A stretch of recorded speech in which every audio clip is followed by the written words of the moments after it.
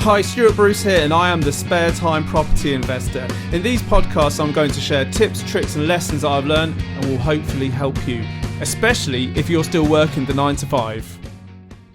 Hello and welcome to another episode of the Spare Time Property Investor podcast.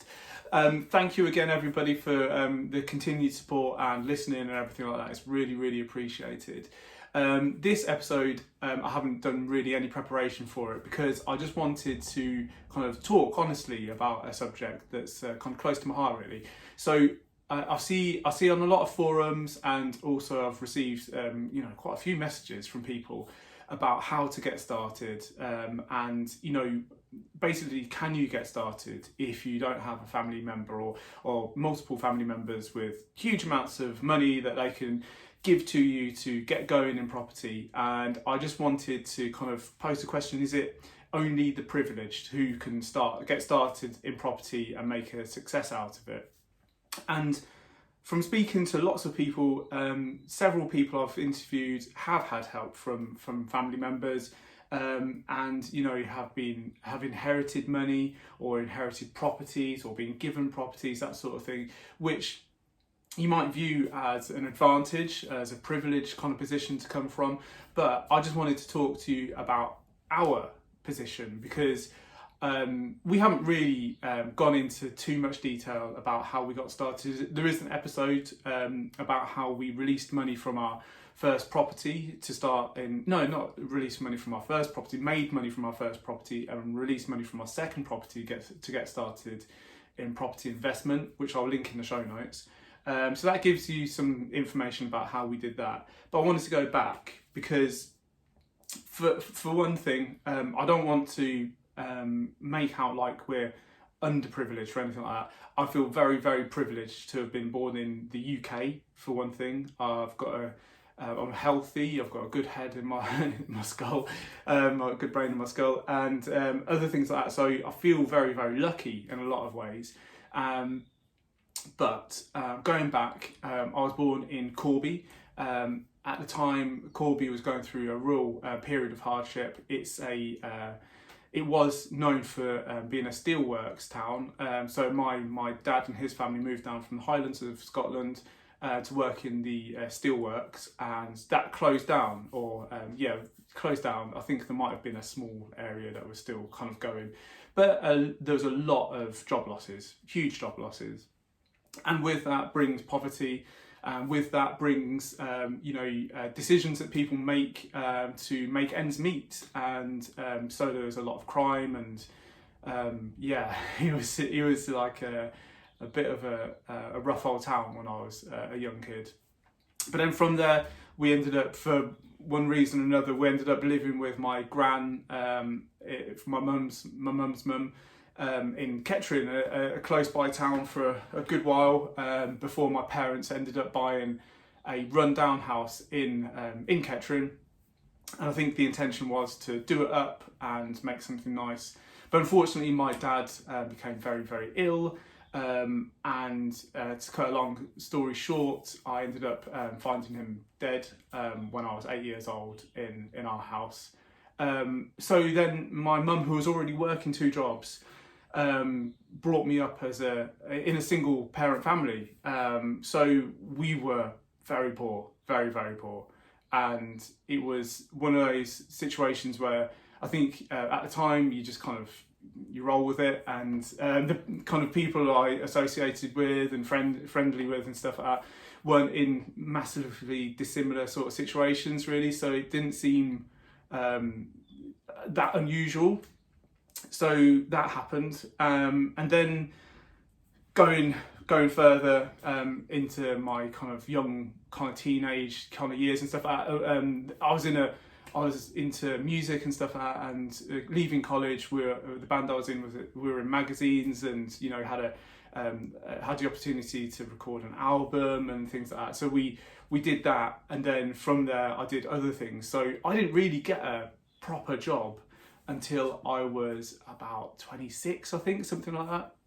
And from there we had to start from scratch basically to earn money to get our first property, which we got on with very quickly. And to be honest, me and Lara were already together, and we weren't used to having money. We didn't spend money, so we were able to get enough money together for a property. We borrowed a little bit from somebody, not a lot of money. We're not privileged in any sense, but we borrowed it. We paid it alongside the mortgage payment. So we lived off of sardines and stuff like that. We lived like students for years and years and years, right up to our overdraft limit and things like that. Every month, we were broke. We were really broke, but we managed to get that first house, and from there, we made some money, and we managed to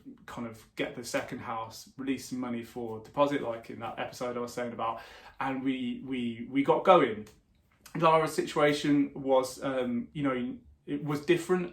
But her parents both together, brilliant. They're like still, alive and kicking and doing really well. But her mum was a nurse, and her dad is an art teacher. So again, not huge amounts of money coming into the house, not bankers or whatever else you might have in your mind as the kind of archetype of those people who end up becoming investors and the families that they might have and things like that. So we are proof that you can get into property from kind of modest beginnings.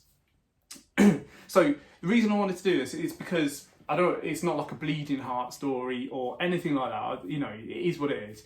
But what I want to get over is that if you think that because you don't come from a rich family, or you don't have a job that's earning you hundreds of thousands of pounds a year, or whatever it is, whatever those kind of thoughts are, if you think because of that you can't get into property, you won't get into property, because it closes off that kind of problem solving thing that we're so brilliant at as humans. That is one of our real gifts.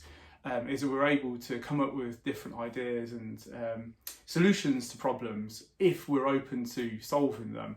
But if you tell yourself that it's just not possible for me to do it because I don't have this or that, you won't be able to do it.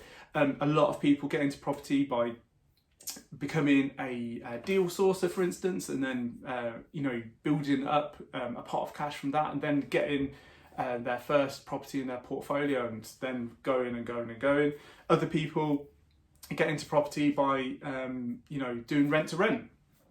All of these things, they don't take huge amounts of money for deposits, which is the real thing that stops people from building a portfolio. It's very capital intensive. So if that's you, and you have been thinking to yourself, oh, I can't do it because mum's not a millionaire, or whatever it is, take it from me, it is possible. It's slower. I'm not going to lie to you. It's if you come from a family with lots and lots of money, you can just go and dip into borrow 100 grand off granny to go and invest in property or whatever it is. It's a faster process, but it doesn't mean that it's impossible. So that's it really. I just wanted to do this unscripted, very kind of loose episode, just because I thought it was something that might help some people, might inspire you to carry on going, and it's a slow process. And when you're building a portfolio, it takes a lot of capital. So I totally understand why you are finding it difficult. And you might start thinking, it's not working for me because of this, or I can't do it because of that. But if you really want to do it, and you're committed, and you're going to have that consistency and persistence to make what you're putting in, make your plans, not dreams, make the plans that you've developed and everything like that, make them consistent enough to produce an outcome, you are able to do it. You are able to do it. So yeah, I hope that's helpful. I hope that was helpful for those people who find themselves in that position where they just don't know whether or not it's for them. But anyway, that's my ramble for this week. As ever, it'd be fantastic if you could give the episode a like, if you found it helpful, and if you know other people who are in the same sort of position as well, if you could share it, that'd be fantastic.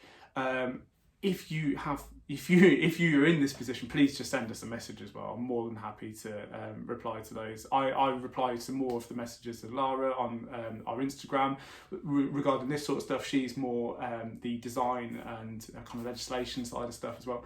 But just send us a message and we'll try and help. But that's it from me for this week. Best of luck, and I will see you again next time. Thank you so much for listening to my podcast, and I really hope you enjoyed it. If you have, please leave me a 5-star review to help other people find it, and don't forget to hit that subscribe button.